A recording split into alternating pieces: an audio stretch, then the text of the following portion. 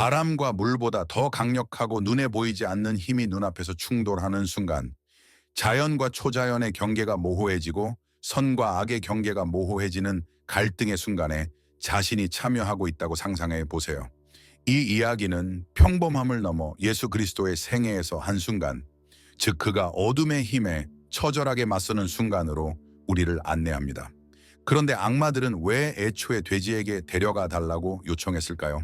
이 이상한 요청을 하는 이유는 무엇일까요? 언뜻 보기에는 이러한 뉘앙스가 사소하거나 미스터리해 보일 수 있습니다. 하지만 회의의 배경을 자세히 살펴보면 더 깊고 불안한 차원의 의미가 드러납니다. 악마들이 심연으로 보내지는 대신 돼지 무리 가운데 거하고 싶다고 요청했을 때 어떤 위험이 도사리고 있었는지 오늘 알아봅시다. 이제 잠시 멈추고 생각해 보세요.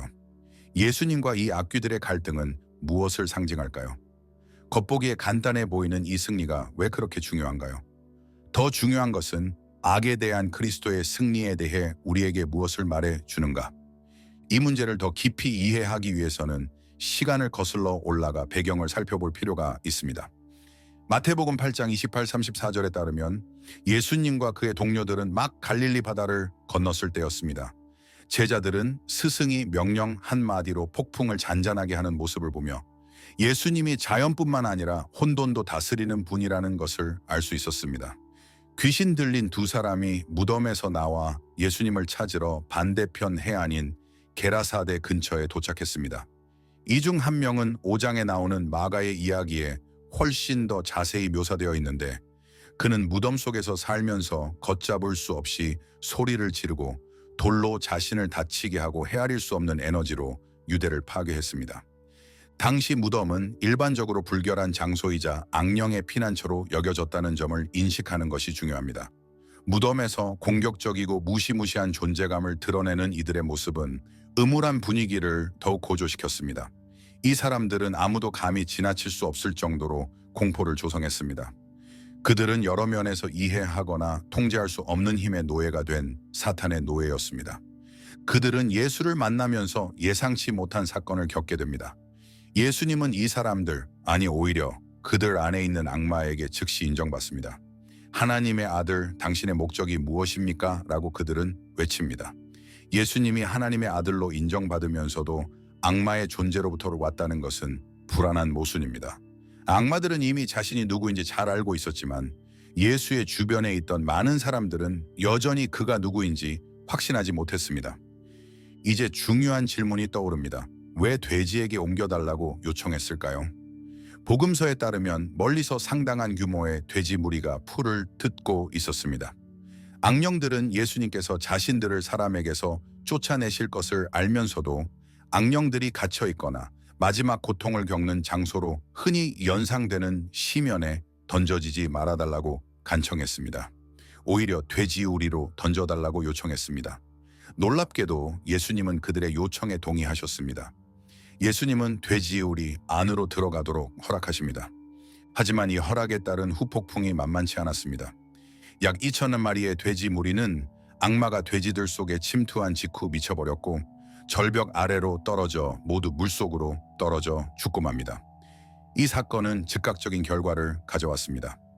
두려움에 떨던 돼지 책임자들은 시골과 도시에 무슨 일이 일어났는지 알리기 위해 도망쳤습니다. 직접 현장을 목격하러 온 지역 주민들은 악맥에 패배했던 그 남자가 이제 제대로 된 복장을 하고 똑바로 앉아있고 정신적으로도 완벽한 상태인 놀라운 광경을 목격하게 되었습니다. 하지만 이것이 이야기의 끝은 아닙니다. 지역 주민들은 노예가 풀려난 것을 기뻐하기는커녕 예수님께 그 지역을 피하라고 간청합니다. 이렇게 감사가 부족해 보이는 원인은 무엇일까요? 돼지의 죽음으로 인해 그들이 입은 금전적 손실이 원인일 수 있습니다. 돼지 떼는 매우 귀중한 자산이었고 그 참상은 의심할 여지 없이 분노와 불안을 불러일으켰습니다. 이 사건은 우리에게 몇 가지 중요한 문제를 생각하게 합니다. 우선 예수님은 왜 돼지떼에 귀신이 들게 내버려 두셨을까요? 아마도 가장 분명한 설명은 이 사건으로 인해 사람들을 지배하는 끔찍한 힘이 더욱 분명하게 드러났기 때문일 것입니다. 군중이 시면으로 달려들어 익사할 때 그 끔찍한 힘이 진짜이고 파괴적이었다는 것을 누구나 이해합니다. 또한 예수님이 돼지와 같이 유대인의 관습에 따라 불결하다고 여겨지는 생물에 악마가 침투하도록 내버려 두신 것도 중요한 것 같습니다. 하지만 지역 주민들의 반응은 고려해야 할 두 번째 요소입니다. 그들은 귀신 들린 사람들의 자유를 기뻐하기보다는 세속적인 소유물을 잃는 것에 집중했습니다. 이러한 사고방식은 전 세계적인 문제, 즉 영적인 것보다 물질적인 소유를 더 중요시하는 성향을 강조합니다. 사람들은 삶에서 영적인 에너지가 작동하도록 하는 대신 경제적 안정을 선택합니다. 이와 유사한 경향은 성경의 다른 여러 이야기에서 사람들이 신의 부르심보다 자신의 이익을 선택하는 경우를 볼 수 있습니다. 자연적 힘과 영적 힘 모두를 다스리는 능력을 보여주었던 예수는 이제 그의 행적 때문이 아니라 현세적 소유에 중독된 사람들 때문에 거부당하고 있습니다.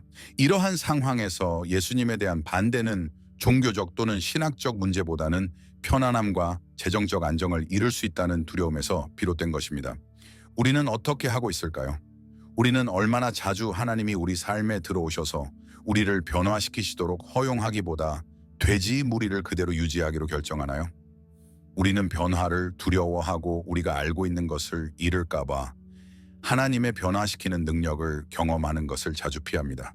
이 이야기는 예수님께서 육체적으로 억압받는 사람들뿐만 아니라 영적인 억압으로부터 우리를 구원하실 수 있다는 것을 보여줍니다. 이 엑소시즘 이야기에는 영적인 힘의 한 가지 사례 이상의 의미가 있습니다. 이 이야기는 배경이나 환경에 관계없이 모든 사람에게 자유와 구원을 제공하는 예수님이 이방인들 사이에서 행하신 일을 상징합니다. 예수님이 유대인이 아닌 이방인이 대부분인 지역에서 이 기적을 행하셨다는 사실은 하나님의 구원이 어느 한 집단에만 국한되지 않는다는 것을 보여줍니다. 그것은 전 세계적인 것입니다. 이 이야기의 핵심적인 수수께끼는 우리가 그리스도를 따르기 위해 무엇을 기꺼이 포기할 수 있는가 하는 것입니다. 우리는 예수님이 주시는 자유와 평화를 누리기 위해 일시적인 안정을 제공하는 돼지떼를 포기할 준비가 되어 있나요? 아니면 그분의 존재가 우리의 안전지대를 뒤엎을 위협이 될 때 마을 사람들처럼 그분께 가자고 간청할까요? 우리에게는 분명한 소명이 있습니다. 예수님은 공영에 처한 우리를 버리러 오신 것이 아닙니다. 우리를 변화시키고 해방시키고 새로운 출발을 제안하기 위해 오셨습니다. 그러나 이러한 변화를 이루기 위해서는 우리를 방해하는 것들을 버리고 하나님이 준비하신 것을 위한 공간을 만들어야 합니다. 하지만 중요한 문제가 있습니다. 예수님이 당신의 삶에서 일하시도록 내버려 두고 돼지 식민지를 포기할 준비가 되셨나요? 예수님과 귀신들의 만남의 배경과 돼지와 관련된 강력한 시나리오를 고려할 때 예수님의 힘을 알고 있는 귀신들이 왜 도망치거나 방역하지 않았을까 하는 새로운 문제가 떠오릅니다. 예수님에게 권위가 있다는 것을 알면서도 왜 돼지 같은 더러운 짐승과 짝을 지어달라고 요청했을까요? 이러한 질문은 당시 실제로 무엇이 위험에 처해 있었는지 더 신중하게 생각하게 합니다. 이 사건은 궁극적으로 예수님의 권세와 영적 왕국에 대해 우리에게 무엇을 가르쳐 줄까요? 먼저 귀신들의 사고방식을 생각해 봅시다. 그들은 예수님이 나타나셨을 때 저항하지 않았습니다. 그들은 예수님이 누구신지 알기에 그분께 엎드려 절하고 때가 되기 전에 멸망하지 않기를 간청합니다. 이것은 우리에게 중요한 단서를 제공합니다. 악마들은 자신들의 임박한 파멸을 잘 알고 있습니다. 그들은 완전히 정복되어 시면으로 보내질 마지막 심판이 다가오고 있다는 것을 알고 있습니다. 악마들은 이 깨달음에 겁을 먹지만 이는 그리스도의 권위의 중요한 측면을 강조하기도 합니다. 여기에는 동등함의 충돌이나 직접적인 대립이 없습니다. 예수님이 명령을 내리면 사람들은 그 명령을 따릅니다. 비록 악한 존재로부터 온 것이라 할지라도 악마들이 예수를 메시아로 인정한 것은 제자들과 예수를 따르는 많은 사람들이 여전히 깨닫고 있었다는 사실을 입증합니다. 예수의 능력은 사람과 물리적 세계를 넘어서는 것이었습니다. 타락한 천사들은 예수님이 영적 우주 전체를 다스리신다는 사실을 알고 그 앞에 놓인 이를 두려워했습니다. 돼지 외 특이한 모습에도 불구하고 이 특별한 요청에는 깊은 상징적 의미가 담겨 있습니다. 악마들은 유대인들이 더러운 생물로 여기는 돼지 떼에게 보내달라고 요청합니다. 이 결정에는 분명한 정당성이 있지만 예수님은 그것을 허락하십니다. 우선 돼지를 선택한 것은 귀신들의 더러움을 강조합니다. 악령의 영적 불결함은 유대인들도 마찬가지로 더럽다고 여겼던 생물에 일시적으로 피신합니다. 또한 돼지가 악령에 사로잡히면 방향 감각을 완전히 잃고 절벽 아래로 물속으로 떨어지는 신기한 일이 일어납니다. 이것은 악마들의 실제 파괴 능력을 보여줍니다. 악마는 얻고자 하는 만큼 파괴하고 싶어 합니다. 악마는 사람들에게 침투해 고통과 괴로움, 비인간적인 대우를 가합니다. 그리고 이제 그들은 돼지들에게도 똑같이 행동하여 돼지 무리를 순식간에 파괴합니다. 돼지의 멸망은 두 사람의 해방을 생생하게 보여주는 장면이기도 합니다. 이 돼지들의 고통은 그들을 아는 모든 사람들에게 알려져 있었습니다.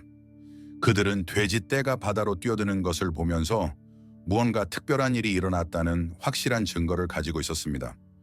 모두가 인간이 끔찍한 권력으로부터 해방되었다는 것을 보고 인식할 수 있었습니다.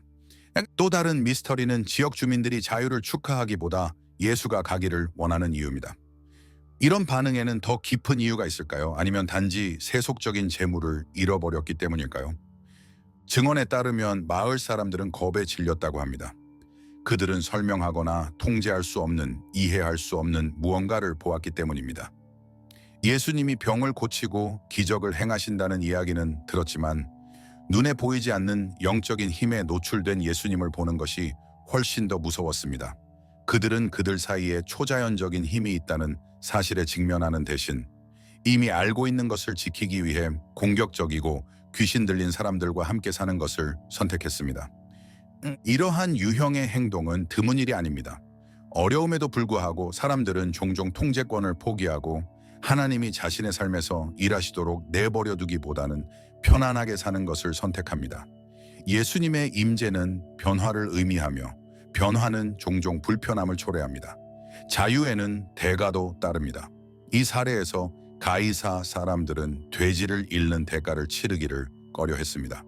그들은 세상적인 것에 대한 집착과 미지의 것에 대한 두려움 때문에 진정한 유익을 보지 못했습니다. 하나님의 아들이신 예수님은 그곳에 계셨고 물질보다 훨씬 더 중요한 것을 주셨습니다.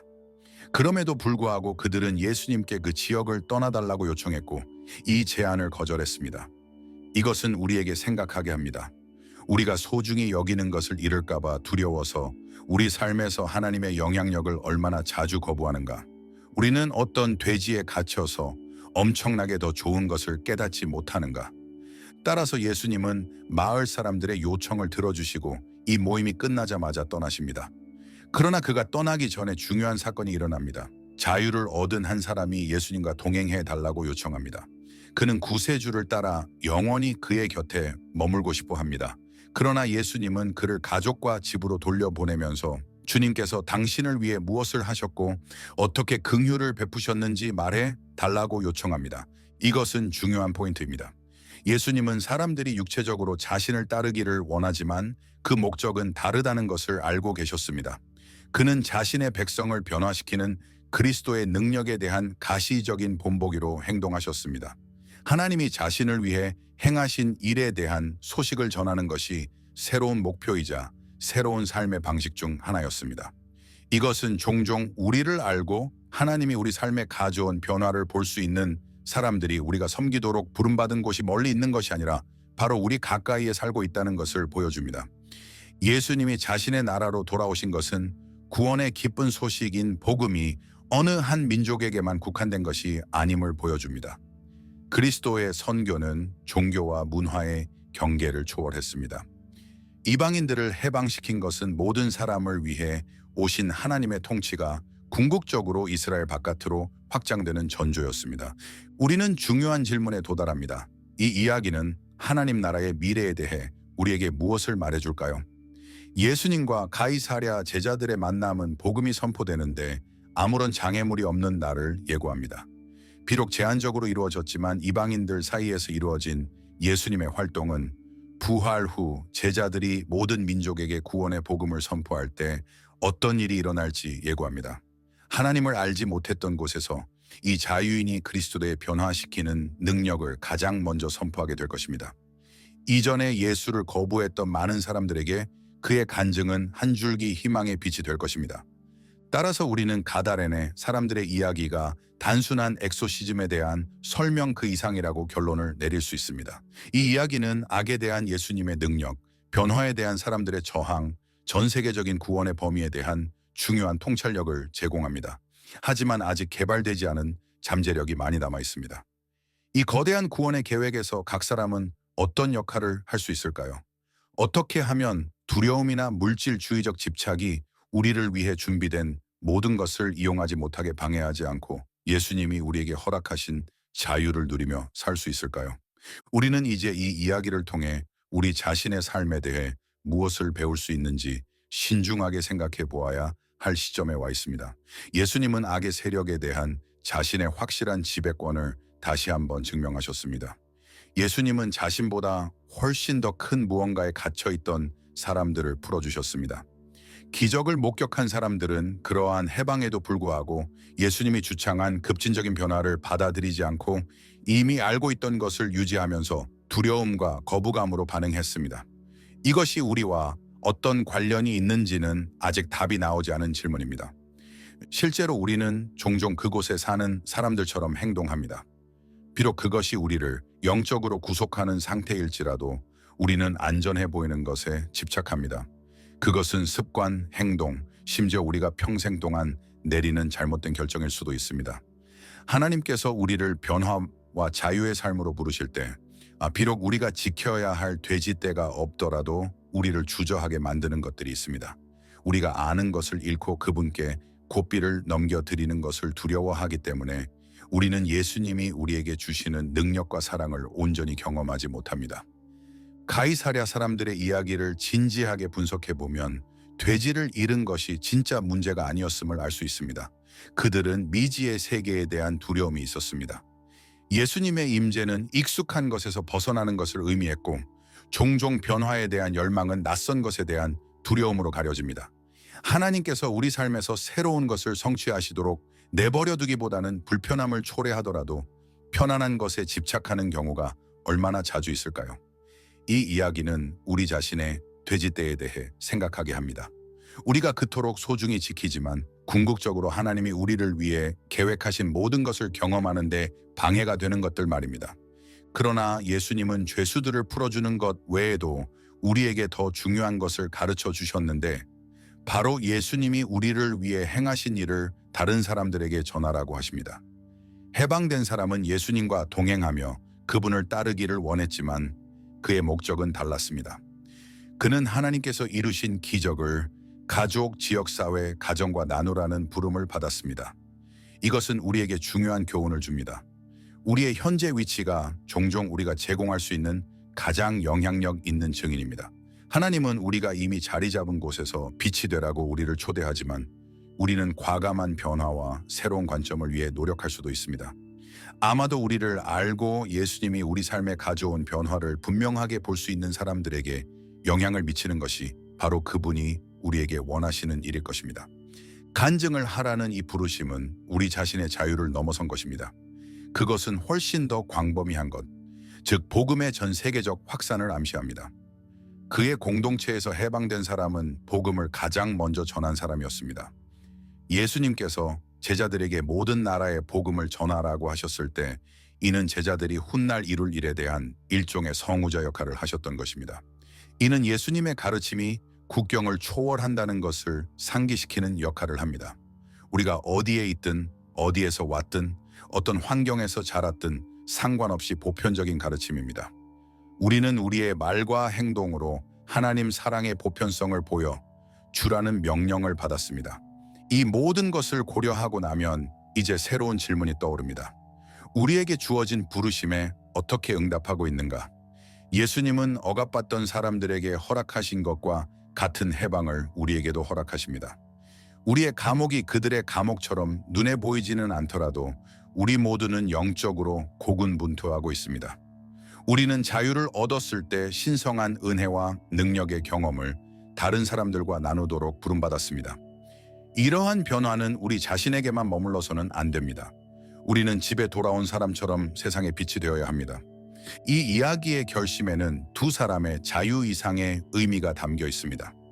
그것은 우리를 자유롭게 하는 동시에 우리를 사용하여 다른 사람들에게 영향을 미치고자 하는 예수님의 가장 깊은 욕망을 드러냅니다.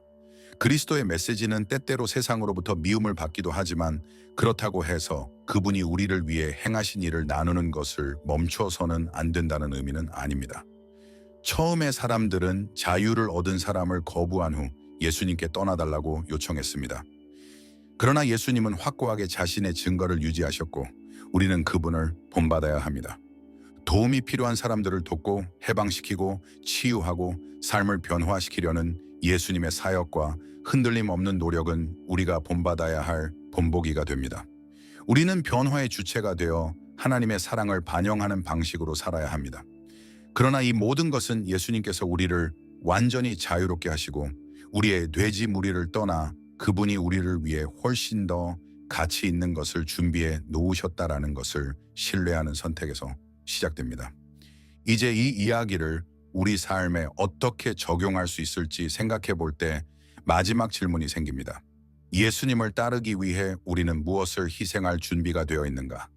그분이 우리에게 주신 생명을 잃어버릴까 봐 두려워서 그분이 주신 생명을 온전히 음미하지 못하는 이유는 무엇일까요?